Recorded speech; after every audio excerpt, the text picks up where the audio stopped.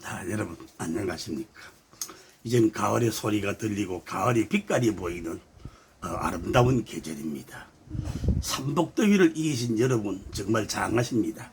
이제는 육신보다가 내 영혼이 건강하시기를, 내 영혼이 잘되고 내 육신이 잘되고 범사가 잘되기를 주 예수 그리스도 이름으로 축원합니다. 여러분, 사람이 살아가면서 죄를 안 짓고 또 실수하지 아니하면은 얼마나 좋습니까? 그러나 우리의 인간은 정말로 연약하고 체질이 연약하고 우리 주님이 아십니다. 정말로 다윗 하면은 이스라엘 백성은 눈물을 줄줄 흘립니다. 그야말로 국부입니다. 국부 중에 국부죠.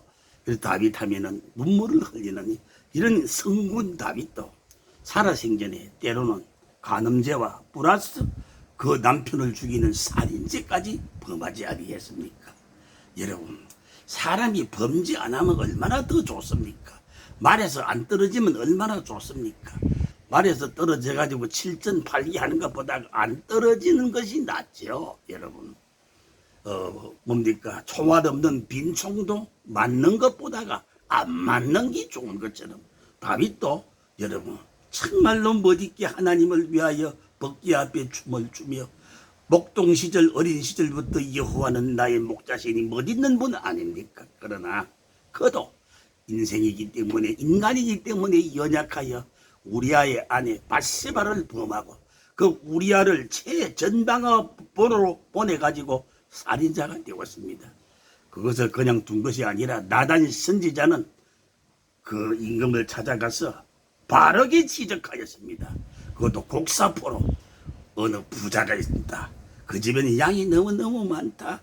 그러나 어느 가난한 집은 그 옆에 양새끼 한 마리 있는데 아들처럼 딸처럼 귀하게 키운다. 그런데 그 부잣집에 어느 날 손님이 왔는데 이 부자 욕심쟁이가 자기 양은 잡지 아니하고 앞에 있는 가난한 사람 딸같이 아들같이 귀하게 키우는 그 양을 뺏어가지고 자기 손님을 대접했다. 왕이여, 이런 사람은 어찌해야 되겠습니까? 왕은 격분했습니다. 의분했습니다. 그래, 그런 놈이 어디 있나? 죽이고 빼앗았구만. 그를 죽이고 빼앗은 놈, 그는 당장에 잡아오너라. 그는 망해야 되고 그는 벌을 받아야 한다. 그럴 때 나단 선지자가 뭐렇게 하지 압니까? 바로 손가락을 왕을 가리키면서 당신이 바로 그 사람이요. 사랑하는 여러분, 사실 필요한 것은 바로 이 시대에 나단 선지자 같은 용맹 있는 저기로운 그런 사람이 필요합니다. 근데 꼬리 낮추고 아부만 하고 오늘날 나단 선지자는 어느 그늘에 잠자고 계시는지 참 가슴이 아픕니다. 오늘 저는 이런 말씀을 생각하면서 다윗이 어떻게 했느냐. 시편 51편에 다윗이 죄를 저지른 후에 침상이 떠나가도록 눈물을 흘리면서 정말 하나님 앞에 진심으로 회개하는 어여쁜 여자가 있어도 품에 품지 아니하고 그는 정말로 하나님 앞에 완전히 회개한 자로 아주 성결한 그런 양심을 가지고 살지 아니했습니까? 그러한 가운데 그는 뭐 여러 가지 성경을 다 읽을 수는 없습니다만은 그 성경 속에서 보면은 시편 51편 다윗의 회개의 시인데 눈물의 시를 읊었습니다. 말도 못합니다. 하나님, 내 죄를 용서하소서. 우슬초로 나를 깨끗게 하옵소서. 오 하나님, 내 속에 정한 마음을 창조해 주옵소서. 참 주의 얼굴을 내 죄에서 돌이키시고 이 모든 죄악을 도말하소서. 하나님이여, 내 속에 정한 마음을 창조하시고 내 안에 정직한 영을 새롭게 하소서. 나를 주 앞에서 쫓아내시지 마시며 간절히 기도하기를 하나님 아버지, 주의 성신을 내게서 거두지를 마시옵소서. 주의 구원의 즐거움을 내게 회복시켜 주옵소서. 오늘 여러분 말씀 주제는 바로 이 말씀입니다. 12절 시편 51편 12절 주의 구원의 즐거움을 내게 회복시켜 주옵소서. 이 구원의 즐거움에 대한 말씀입니다. 구원 자체와 구원의 즐거움은 천양지차로 틀리는 것입니다. 다윗이 비록 살인죄와 간음죄를 저질렀지만 구원 자체는 없어지지 아니했다는 것입니다. 구원은 남아있다는 것입니다. 나를 구원해 주옵소서 이렇게 하지 아니하고 오 하나님 내게 성신을 거두지 마시오며 구원의 즐거움을 회복시켜 주옵소서. 사실 다윗은 한생을 살면서 음악가 아닙니까? 차 둥둥둥 검은고 타면서 그가 검은고를 탈 때에 그가 여러분 노래를 할 때에 사울에게 악신이 도망가는 능력 있는 음악가였습니다. 그러니까 그가 얼마나 감성이 있습니까? 하늘 볼 때 시가 나오고 바다 보도 시를 나오고 일상에서 그는 그야말로 시인이었습니다. 시인이요, 정치가요, 음악가요, 여러분 참 멋있는 사람 아닙니까? 그런 다윗이 구원의 즐거움 속에 살아갔습니다. 둥둥둥 둥둥둥 구원의 즐거움 속에 하늘 봐도 즐겁고 흘러가는 구름 봐도 즐겁고 나는 구원 받았네. 나는 새 생명 받았네. 여호와는 나의 목자 내게 부족함이 없으리로다. 내 잔이 넘치나이다. 그러한 다윗이지만 어느 날 랍바석에서 한가할 때에 밑을 내다보니까 어떤 여자가 벌거벗고 목욕을 하고 있는데 밧세바입니다. 그는 밧세바는 반발하다는 뜻입니다. 어떤 면으로 예쁘다는 뜻입니다. 그 여자를 데려다가 그만 동침했습니다. 그리고 그 여자는 남편이 있습니다. 우리야. 그야말로 다윗을 위하여 이스라엘을 위하여 최전방에 나가서 고생하는 군인이었습니다. 그를 욥바가 아니고 그를 그 군대 대장에게 이제 서신을 보내가지고 그를 오게 하였습니다. 자기를 왜 그런가 하니 그에게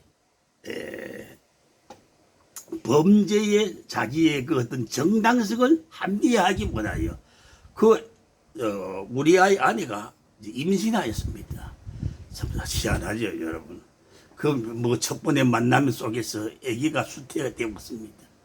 그래서 그것을 내 아기가 아니고 네 아기라는 것을 정당화시키기 원하여서 집에 가서 하룻밤 자고 가거라, 며칠 자고 가거라.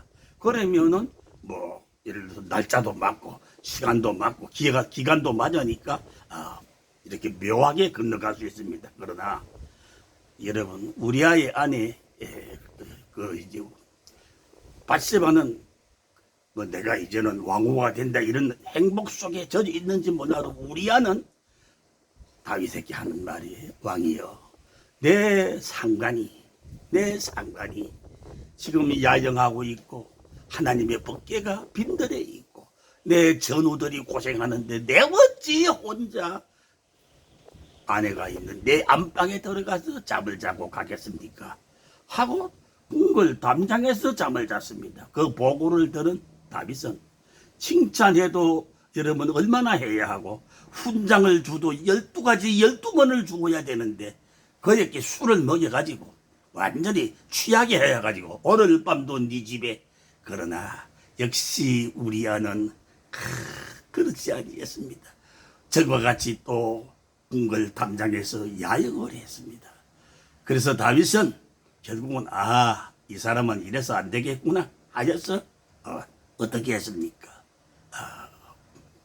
군대 장관에게 자기하고 친척입니다. 군대 장관이 완전히 사적인 그 편지를 보내가지고 우리아를 최전방에 보내가지고 전사께 하고 하라.